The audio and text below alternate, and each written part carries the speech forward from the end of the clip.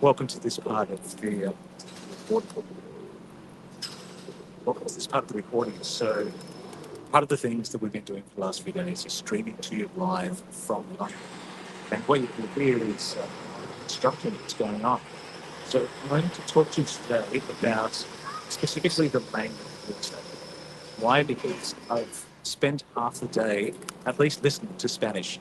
Not all of the talk was in Spanish, but at least most of the stuff that was being said to me was in Spanish. And so what that meant was that I could have a little bit of a walk around the British Museum and see some of the areas that were covered by the vast gem. So talking the Commonwealth, Australia is part of the Commonwealth, New Zealand is part of the Commonwealth. But the language, the English language, really came about when the battles, Trafalgar, made a massive naval difference, which means that, sorry, I'm being swarmed here by pigeons and construction, so it's an interesting mix. Um, the language around the world started becoming universal, meaning that from all the different parts of the community, rather than having Arabic in one, Persian in the other, French in the third order, then Spanish, Portuguese, English, we started to have a communication language that was the very baseline chosen to be one language. For wrong or right, it's not a political question. It's more the fact that when you're talking real estate or talking property, the expectation is that when you're talking about lease, or you're talking about purchase, or you're talking about owning, there's a baseline requirement of what a living standard is. And so that's going to be different from country to country. But here's the interesting thing. When it comes to a roof leaking, nobody wants that. When there's no airflow and you're getting mildew and mildew, residue, all sorts of nasties, nobody wants that. So there are some commonalities, regardless of what language is going to be in. Where the difference becomes costly is when you're thinking about who's responsible for fixing it. So I'll give you a great example here. I'm not going to name and shame, so I'm not going to speak about the specific hotel. But there is a five-star hotel in London, right in the centre of London, that is newly built within the last 12 months. And their bathroom structure, the way that their waste pipes from a construction point of view, not from a luxury, not from a feel, not from an aesthetic point of view, you understand, there's a construction level that's required that has to cover enough people who are living in the area. So from a construction point of view, if you were to take a glass marble and roll it across the floor, you would want the marble to move because that means that water is going to flow away.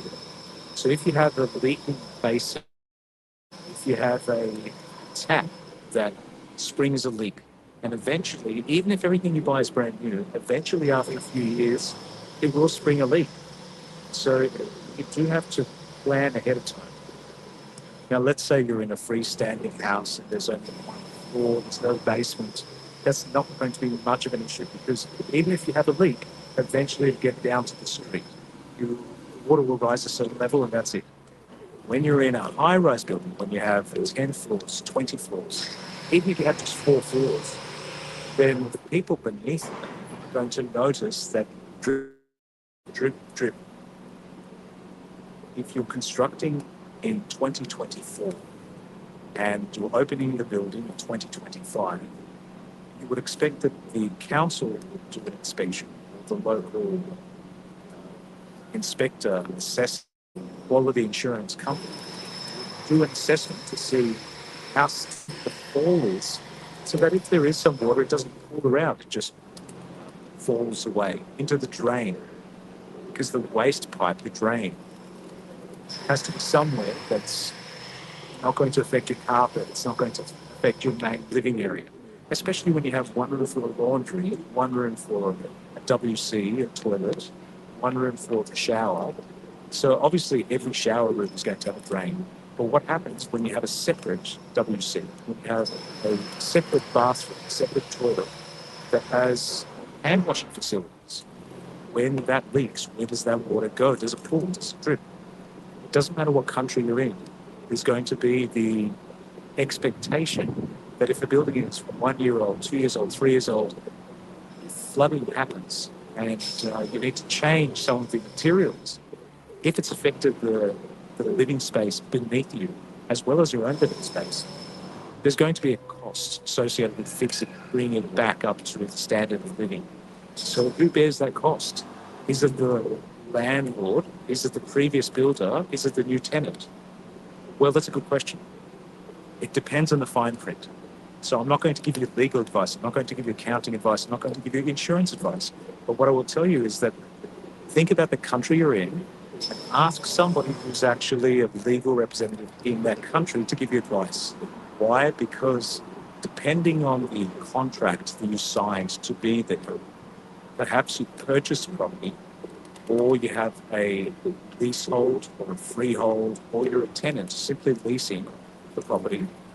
Your contract probably outline where your responsibility finishes and the landlord's start, where the landlord's responsibility finishes and the builder's start. Does the building give you a brand new building? Does the building give you a right to approach the builder 3 years later on after you've paid them the final amount and say it's still within a warranty period? It's still in a period of time where you should warrant your work and fix it at no charge to the owner or not. And that really depends on what city you're in. Sometimes not even the country, sometimes city to city is specific. And sometimes that can be negotiated contract to contract. So I don't want to scare you. I don't want you to not make a decision. I want you to make a decision, but I want you to make an informed decision. In other words, mitigate your risk, but doing the research ahead of time. And look, if you're getting a bargain where the price is so much cheaper than you'd expect, then yes, you'll take the risk. And it's okay to perhaps not have as much insurance, perhaps not have enough indemnity, perhaps not have somebody to come in and fix it for free, because you can leave enough money in your account so that not if it breaks, but when it breaks, you can come in and replace or repair. So that's really, it's a universal one. Meaning that it doesn't matter whether your contract is in Spanish, your contract is in Portuguese, your contract is in French, your contract is in English, or if it's in a lingo that's English with a legal term that you may not understand. Always get somebody who's your legal representative to represent you, to be able to give you an idea of what is the, the onus, what is the expectation, what is the ramification of making that decision. Because you're working, putting your money aside, usually after you've spent your tax on it. And what that means is that you want it to last you a long time. And potentially you want to leave it to generations, to your children or your children's children. So make smart decisions, make informed decisions. Work hard, save hard, but also think about what do things mean legally, or what do things mean in a legal language rather than a common spoken language. So sometimes a term in English might be, I'll give you an example that I've come across in my own travels in Australia. The term time is of the essence might on a contract mean that after this date, you have to pay interest accrued on a daily basis.